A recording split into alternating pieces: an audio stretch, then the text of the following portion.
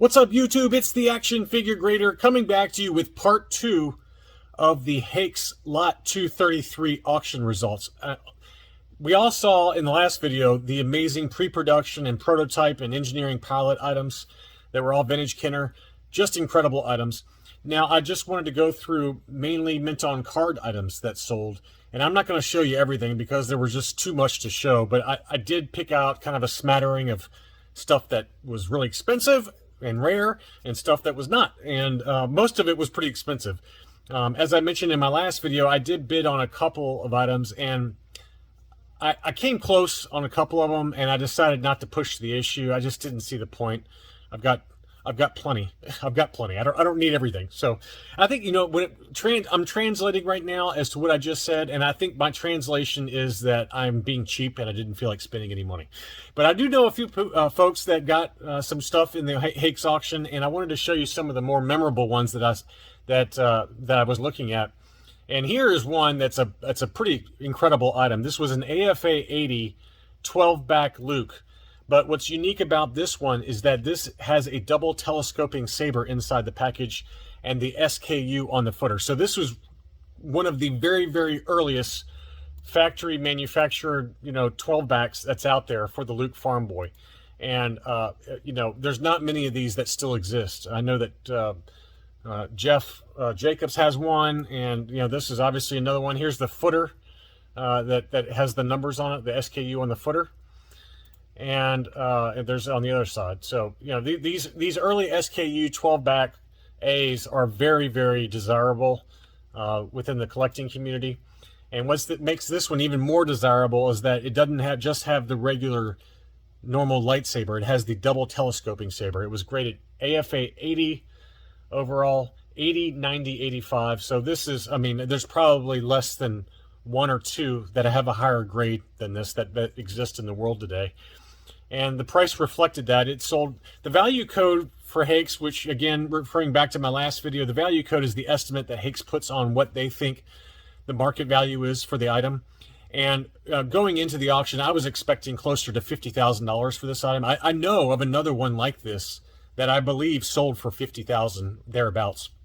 So as crazy as that winning bid of $42,834 sounds, I'm pretty sure I know of one that transferred hands a year or two ago. I think it's at least 2 years ago now. That was higher than that. It was closer to 50, so if not above 50. So it's just how those high-end collectors that really want these very, very rare Star Wars items, they're willing to spend that kind of money. And double telescoping saber Luke's just loose graded can go for $1,500, $2,000 depending on the grade. But to get one mint on card on a very early 12-back A with the SKU footer, I don't know what the population report is for that, but I would bet there's less than 10 or 15 of them that still exist today. So very cool item. Here was another one I was watching, and I thought the price went a lot higher than I expected. This was a 21-back A R5-D4, and this one is the red bar version. So you can see here it's got the right rectangle filled.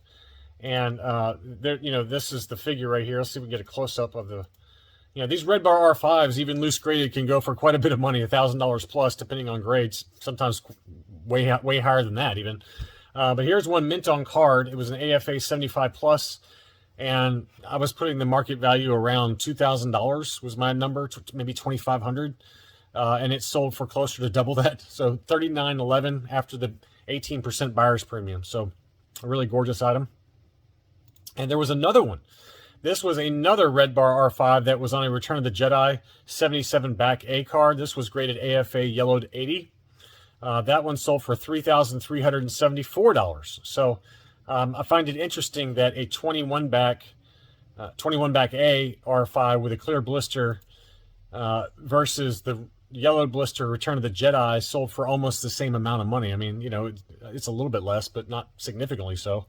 I don't know what the population is for each. I would guess that there's probably less Return of the Jedi versions of this red bar R5, but I don't know that for a fact. But anyway, the value code on this one was $700 to $1,000. So clearly even Hakes was surprised by this final bid, and just a big, big number there. Here's another really cool one. This is one that's in my buddy Chris's collection. This was a Poppy Boba Fett graded AFA 80, and so these were available over in Japan, and they, the figures came in these baggies with some paperwork, as you see here, along with they were sold on department store shelves in these boxes. So very desirable item, and the full run of these can be very, very expensive, and it's a pretty desirable item. So that one sold for $4,607. That was slightly below the value code of 5 to 10. And I don't think Chris spent that on his, but that number seems a little high to me personally, but very, very cool item to see. Another one that sold, this was a CAS graded item, CAS 85.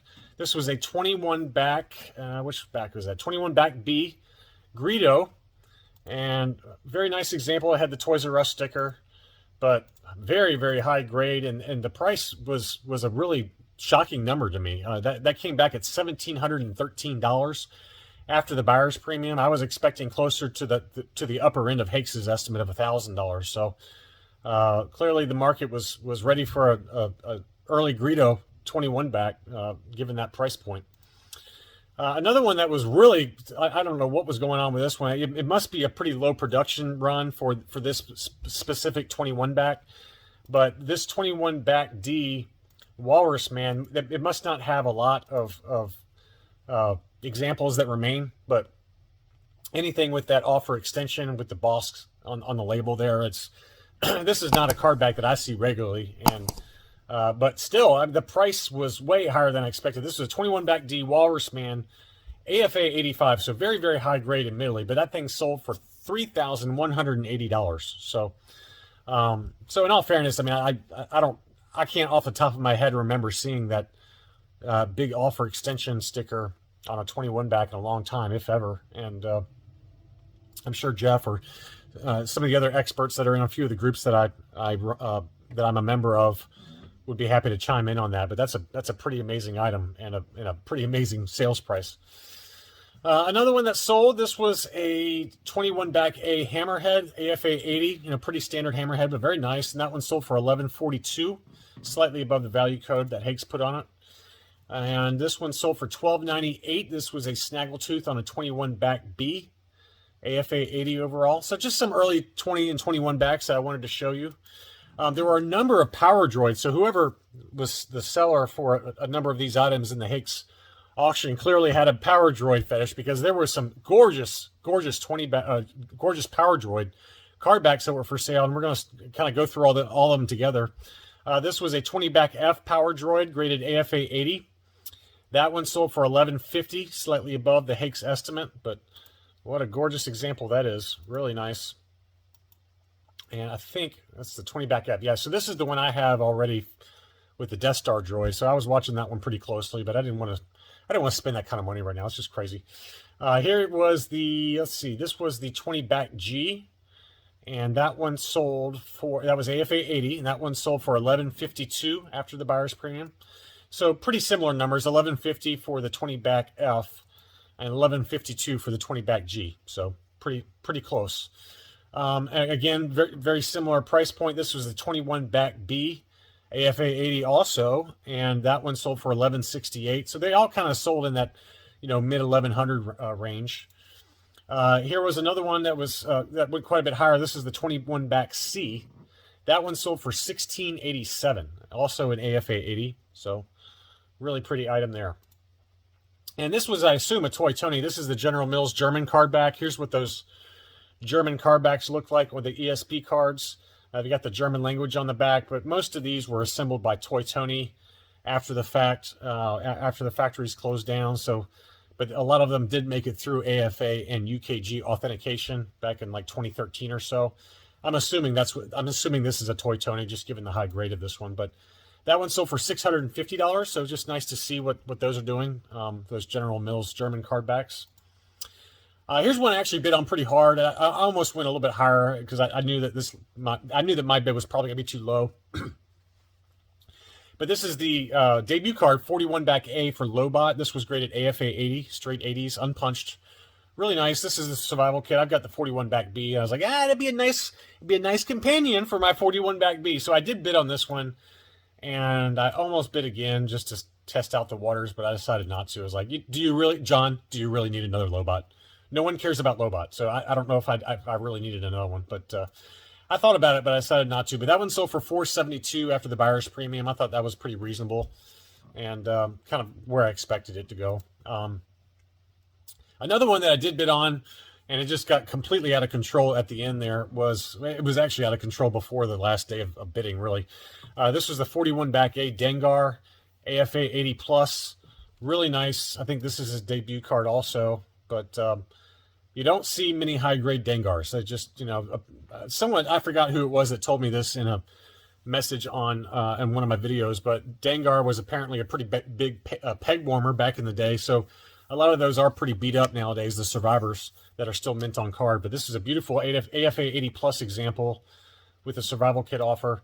That went quite a bit. I was expecting 900-ish, and I kind of bid, in that range, thereabouts, and it went all the way to 1168 pretty quickly. It was above that number, even before the last day of bidding. So clearly the market agreed that it's tough to find these ESB Dengar cardbacks, and I just haven't had a chance to locate one yet, but that's one on my short list for hopefully next year. Here's another one that went pretty high. This was a 47 back free 4-lam offer R2-D2 sensor scope, AFA 80.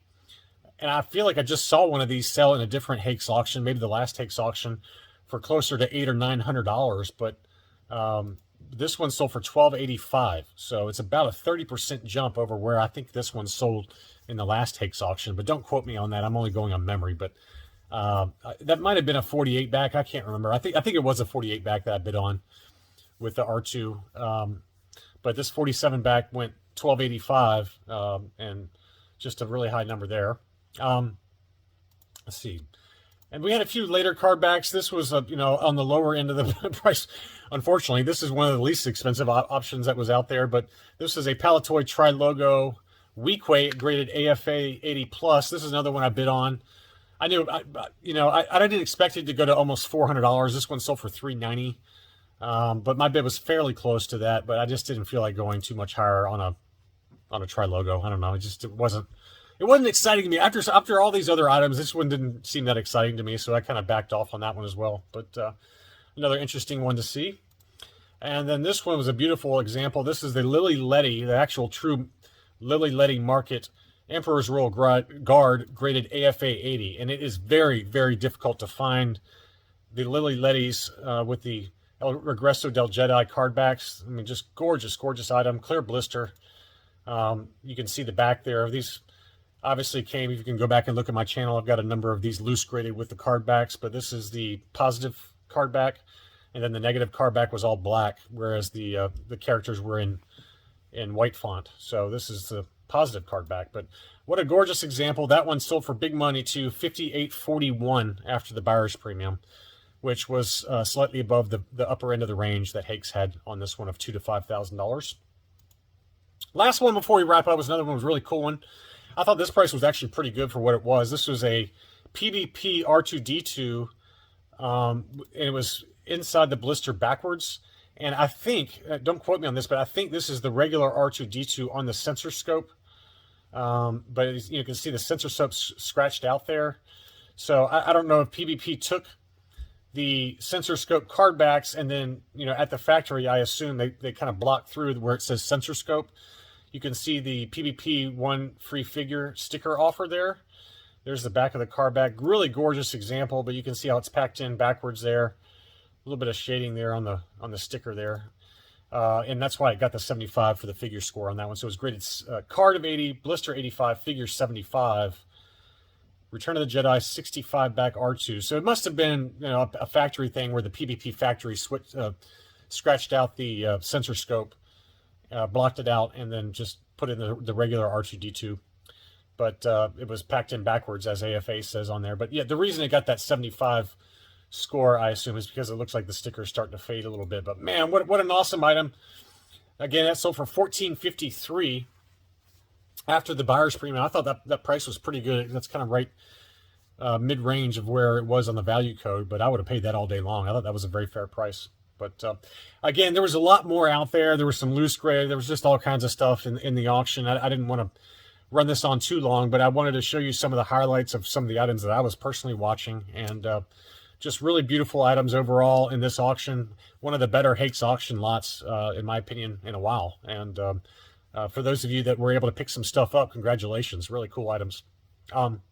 Anyway, if you like this kind of market data stuff and you're new to the channel, please consider subscribing as it helps out the channel. Please consider leaving a thumbs up and commenting below with any pickups you had in the Hakes auction or your thoughts on these prices. Just really wild prices and some pretty unique items that you don't see very much, like that carded double telescoping saber Luke. Wow, what an awesome item. Thanks again very much, and I'll be back soon.